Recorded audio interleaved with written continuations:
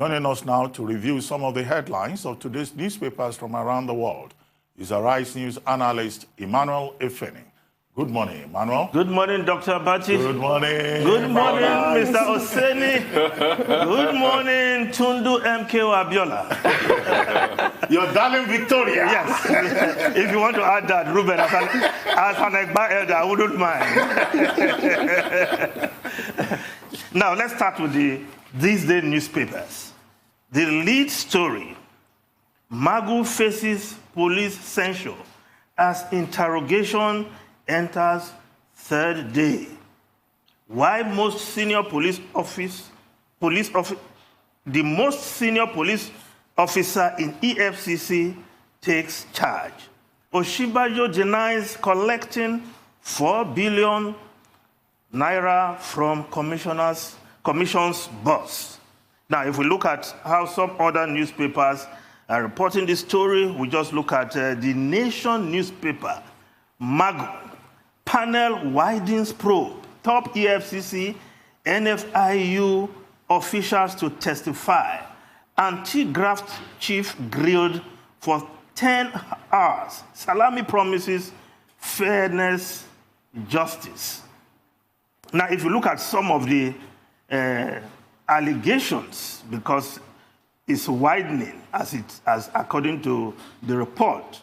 Now, apart from the ones we've heard, insubordination, we've heard of not providing enough evidence for the extradition of Minister of Petroleum Resources, ex-Minister of Petroleum Resources, Desani Alizi Madueke, then alleged late action on the investigation of process and industrial development, P&ID, leading to legal disputes. Not respecting court's order to unfreeze a 7 billion judgment in favor of a former executive director of First Bank. Alleged delay in acting on 2 vessels seized by the Nigerian Navy, leading to the loss of crude. Alleged favoring of some investigators called Magu boys, reporting some judges to their presiding officers.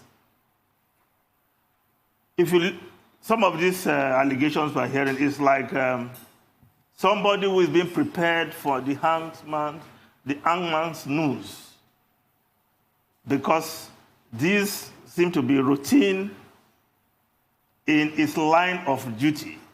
But suddenly, some of these things have become offense. I don't know how this is going to pan out at the end. The investigation is on. The grilling is taking place, perhaps also taking its toll on the person being grilled for so long, but that is the way the EFCC operates also. They can grill you from now till tomorrow morning. So it shouldn't be new to Mr. Magu himself. But will he be indicted? Will he be exonerated? I don't know where the pendulum will swing. Ruben, Tundu, and Rufai. Maybe Tundu will go first. Okay. We don't know either, is the long and short of it. But we're all just watching with great interest as the allegations continue to mount. It is looking really damning. But my issue is, why has he not stepped down? At least make an announcement that for the duration of this investigation, I'm just going to step down. I think that ought to be done. Is that not on Nigeria?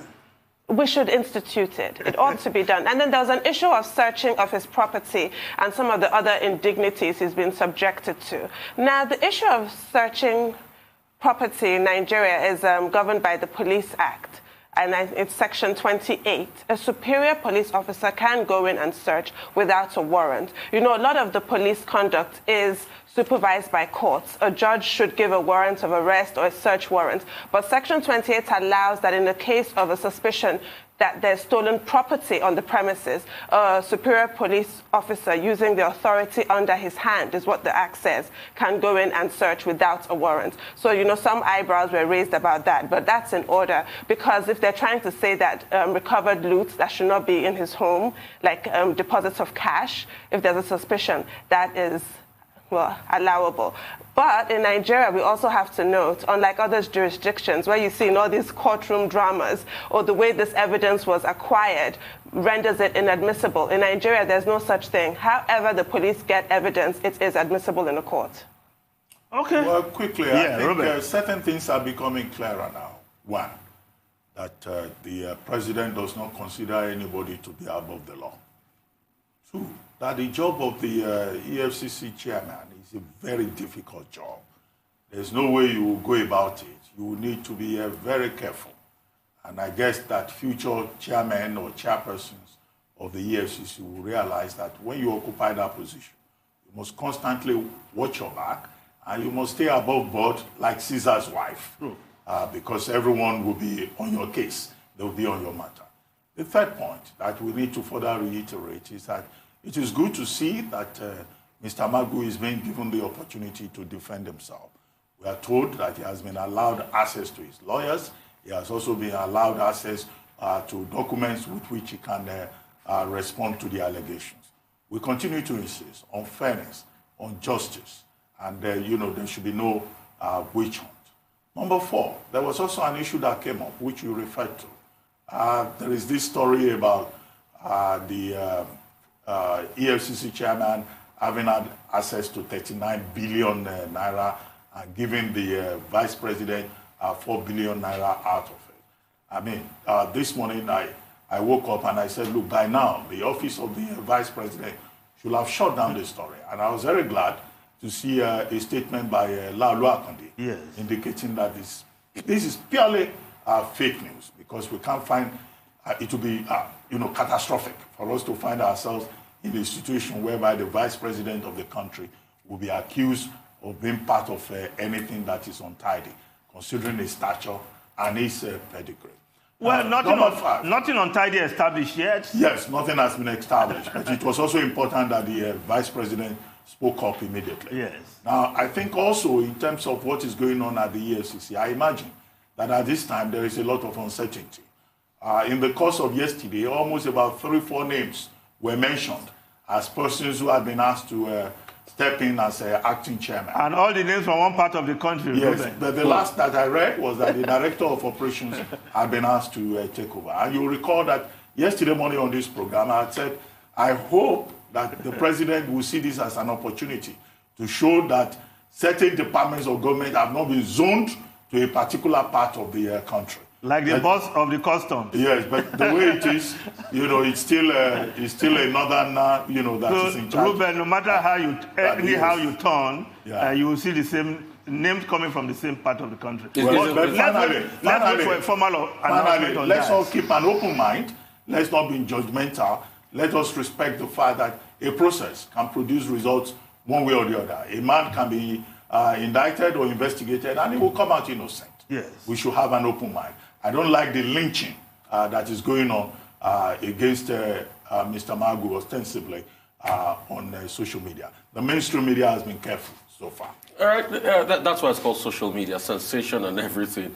So definitely we'll see that. But I want to really talk about what we talked about here on the show yesterday as regards federal character and allowing this to go around. And I think this is a big signpost, for the presidency as regards security apparatus.